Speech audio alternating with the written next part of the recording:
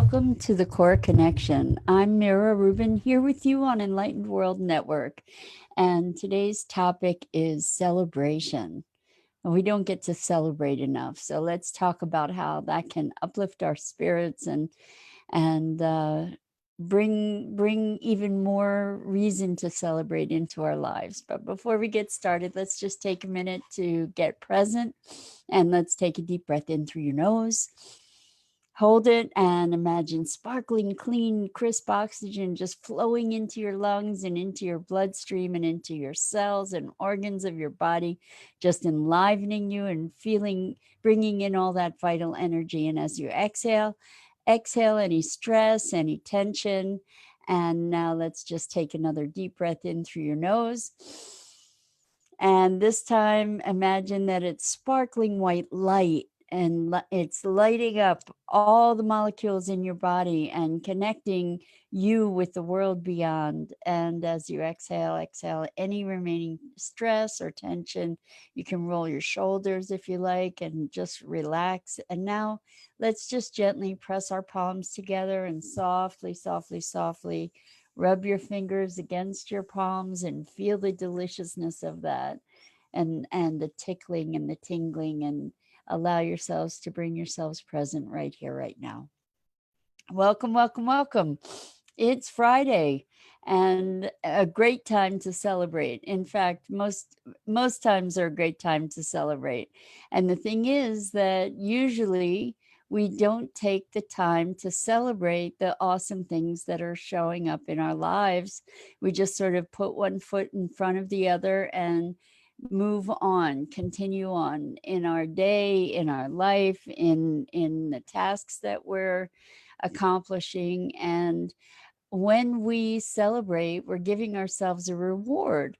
So this has been something that I've been exposed to, this idea of celebration, for years now, but I still am working on integrating it into my life. And I'm going to invite you to participate with me in doing that. So good morning, Natalie. Welcome, welcome, welcome. And welcome to everybody else who's here to celebrate.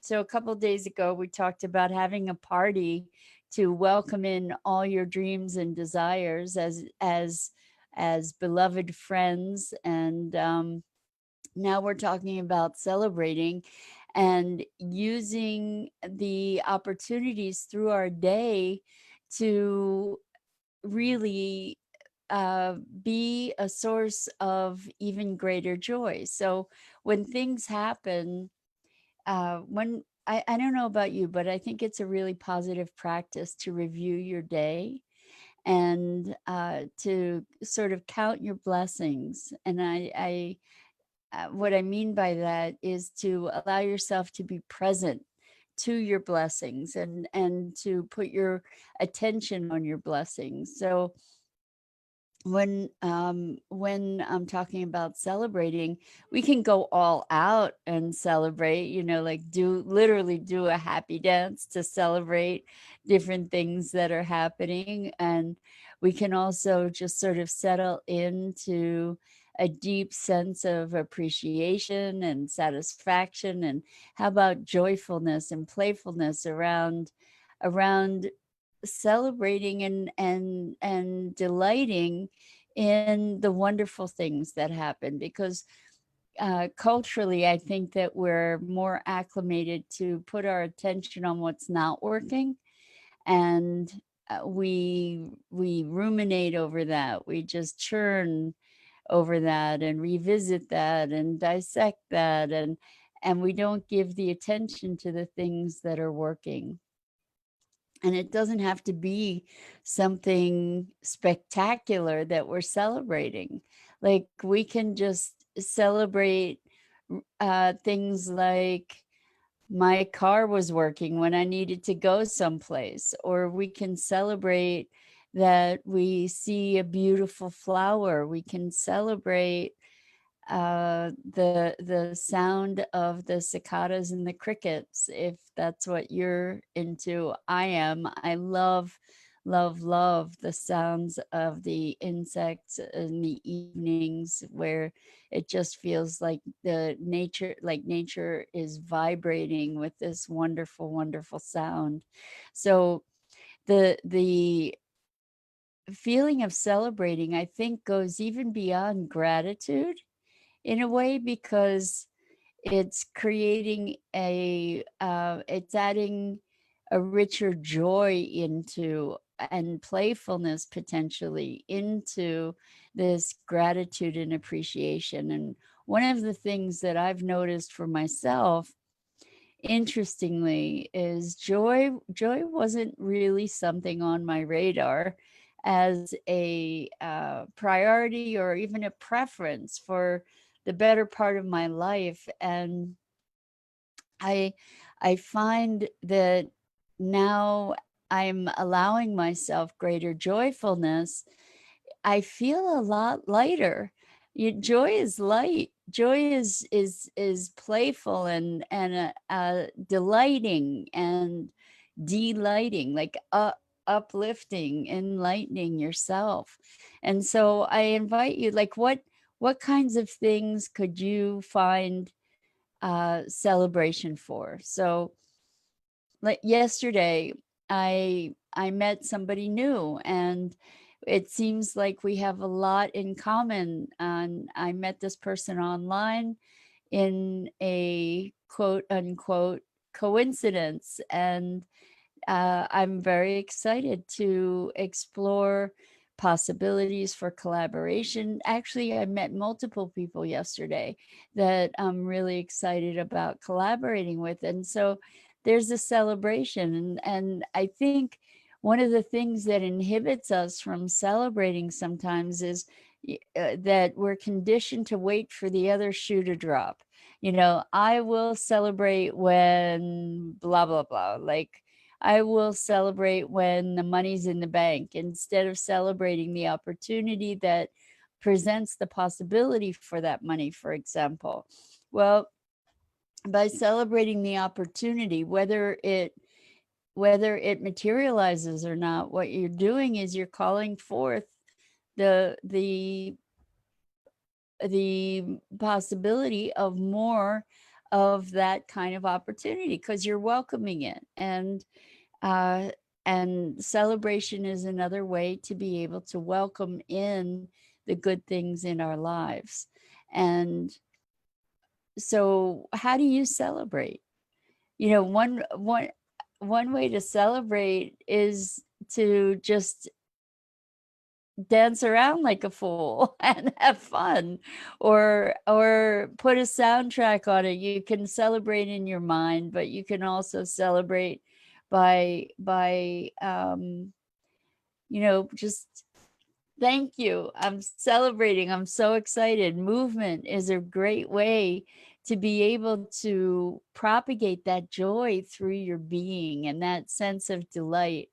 And the idea is to expand the experience of that joyfulness, of that appreciation, of that playful light gratitude, and to really take ownership of the things that are working in our lives. Because, like I said, so many of us are conditioned to be looking at what isn't working. And what we get to do, and I know I've spoken about this before, but we get to recreate our filters. We get to create a filter that is filtering what works instead of what doesn't work.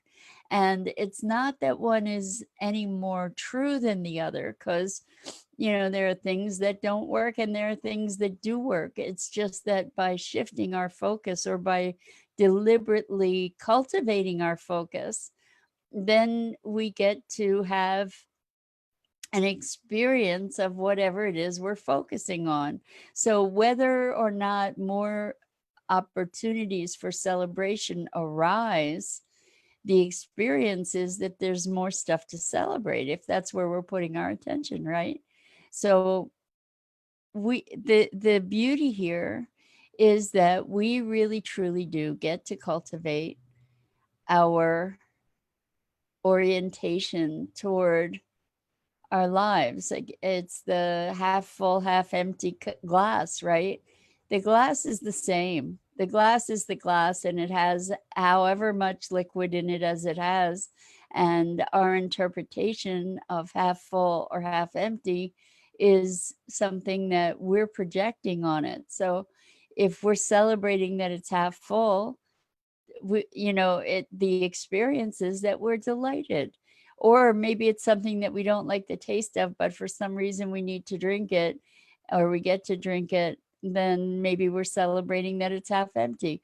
But whatever it is, we're using our subjective experience to shift our frequency and our awareness and further experience.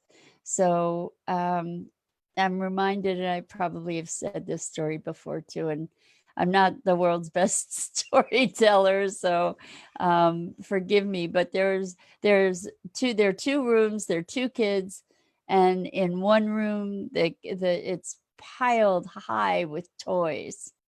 And the other room has all kinds of horse manure in it. And the kid in one room is with the toys, and he's miserable because the toy that he wanted, he can't find the toy that he wanted in all these toys. And the kid in the room with the horse manure has a shovel, and he's digging and he's singing and he's happy. And somebody comes up to him and says, "Hey, what's going on? You're in this room, it's filled with horse manure. What's going on? You seem so happy." And he's like, "Well, where there's so much horse manure, there's got to be a horse somewhere." And so I love that perspective, and we get to play with it for ourselves. We get to cultivate optimism. And in that may seem like an insane thing to even contemplate right now in this time of our history. And I think that it is a survival tool that cannot be underrated, or cannot be in any way. I'm not sure if it's cannot be overrated. It is a really important survival tool. And it shifts the quality of our experience, which is the bottom line.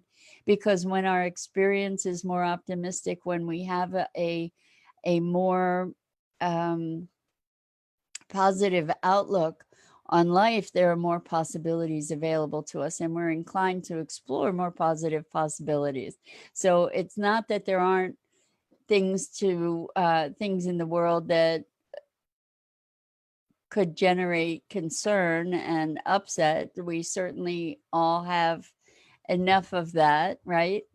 And there are really positive, hopeful things to be looking at as well. So when I started Sustainability Now, which is a podcast that I have with my co-founder and business partner, Scott Billy, the motivation behind it was that when I thought about what we were doing to the planet, it just completely broke my heart. And yesterday I was talking about contrast.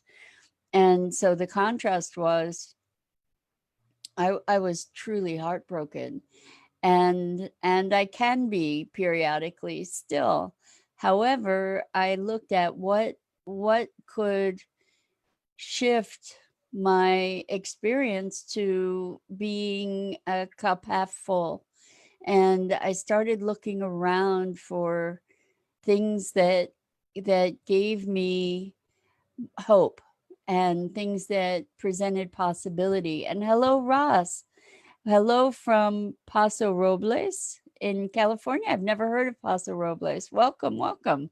So glad to have you here, and welcome to everybody else who's here this morning. It's great to spend this time together. I love being with you. And so what we're talking about is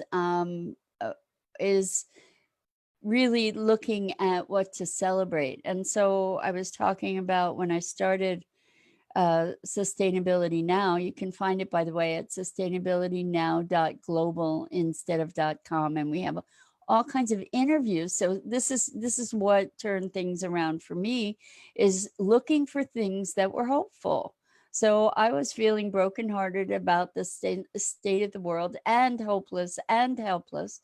And so I started looking around for things that were hopeful, things that were positive, things that showed me that maybe we're not straightforward doomed, like maybe there are things that there's some hope of turning this around. And what I found, which was so uplifting and continues to be, is that there are a ton of people that are doing remarkable things to solve the challenges that we face as a global community. And so I started reaching out to those people and interviewing those people, and now we have a whole collection and of wonderful interviews, and we also have a community that's growing of people that are really forward thinking, that are looking to create really impactful solutions and implement these impactful solutions around the world. And we're building collaborative community, and it's all really, really exciting. Thank you, Dido. Dido posted the Sustainability Now website. I invite you to check it out. It's getting even more exciting because people are thinking even bigger, and how we can really shift paradigms of thinking and of business and all kinds of other things. So what I'm talking about is finding things to celebrate, even in, I love you, Dido, even in our moments of despair, or particularly maybe in our moments of despair, let's look at what we can celebrate. And we don't even have to limit ourselves to the experiences within our own lives, although that's really helpful too, is to look at, hey, what was great today? Today may have been like the worst day, but what was great? There was probably something, there was probably at least one thing in the day that you could find that was wonderful. And the thing that we typically do, as I've said, is focus on what doesn't work. And I encourage you to be asking yourself routinely, what does work? What is working? What was great? What was fun? So that you can start shifting your focus and creating a new habit of this celebration and of recognition. And so I know for myself and for lots of other people who are doing stuff in the world, what happens is that we're doing, and we get one thing done, we go to the next thing, we get another thing done, we go to the next thing. And typically we feel like, oh, I was supposed to get all this other stuff done and I didn't, instead of saying, wow, I got that done, I got that done, and I got that done. Wow, that's awesome. And by shifting that, we can lift the oppression of overwhelm for all the things that we haven't yet done. And the celebration can actually act as an incentive and a reward that spurs us on to do the other things. So, and even for stuff that we're not that thrilled with, there's something that we can celebrate, because remember, half full, half empty, we get to choose. It's not like one is more true than the other. And lots of people don't celebrate because they're afraid that the other shoe will drop, which is such a crazy thing that we get conditioned to. It's nuts, right? I'm not going to celebrate because I don't want to jinx it. It's like, what is that? What is that? It's like, what's the underlying assumption there?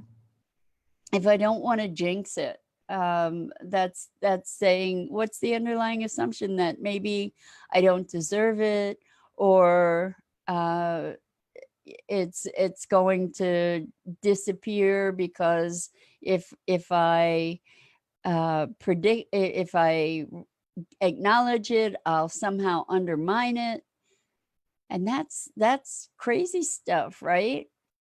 If we have this whole notion of self-sabotage, that's a place where it begins, right? When we're thinking, uh-oh, I can't celebrate this because who knows, the other shoe will drop. Who knows, I'll jinx it.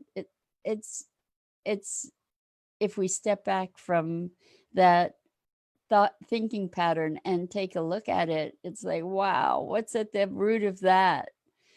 Maybe at the root of that, hello, Shri, welcome, welcome. Glad to have you here. What's at the root of the thought, I can't celebrate that because I might jinx it? Maybe there's an underlying belief of, I don't deserve that good thing, or it's an accident that something good is happening for me, or who knows what other kinds of beliefs might be underneath that. But what if you entertain, like, wow, of course things are going to work out for me. And in fact, this is a great mantra to use throughout your day, is everything is always working out for me, even if it doesn't look that way in the moment. And so how does it feel if you sort of touch into yourself and say that to yourself? Say it right now. Everything is always working out for me. And if you feel like you need to add it, you can add, even if it doesn't look that way right now. It's always working out for me. And as you practice that and feel into it, there's an ease about that that'll show up after maybe you get past the resistance. There might be some resistance that you experience around it, because maybe there's part of you that says, no, it isn't. No, it isn't. Life sucks. The life is tough, whatever. When you start practicing this idea, you can shift your experience. And maybe one way, one inroad into shifting your experience along those lines is, if life were always working out for me, what can I see as evidence of that in my life? That's a good question. Why? Because then your consciousness, your awareness starts putting its focus on what's working. So you don't have to make an assertion that your internal being just says, no, that's just not true. What we want to do is calibrate to where we are. And if you're not in a place to believe that things are working out for you, maybe the way to move into it is to just create a positive question. Or a generative positive question, which is something like, well, if I'm willing to entertain the idea that maybe life is always working out for me, what would it look like? What kinds of evidence would I find in my life to show me that life is working out for me? And what kinds of instances have occurred in my life that I can look at and check into, like it that in that way? And then your brain sort of starts saying, okay, I've got a job to do. I'm going to go check out what kinds of evidence there might be that life actually is working out for me. And you can see different instances, large or small, like, wow, I really needed to pick me up. And then all of a sudden my attention was drawn by this beautiful, beautiful flower that I hadn't seen before. Something that small can be evidence that life is working out for you. And then you can be building your body of evidence to where it becomes easier and easier to say, you know what, life is working out for me, even if I don't always see it. And finding that place of trust creates a new container, a new context for your experience. If your experience is occurring in the context of life always working out for you, then you can allow it to unfold without resistance. And as we allow life to unfold without resistance, of necessity, our experience of suffering is greatly reduced because we're not resisting what is. We're kind of moving through it. And that resistance is a large part of what creates our experience and our suffering. So, this is going back to the notion of celebrating and celebrating even the littlest things, even the littlest things.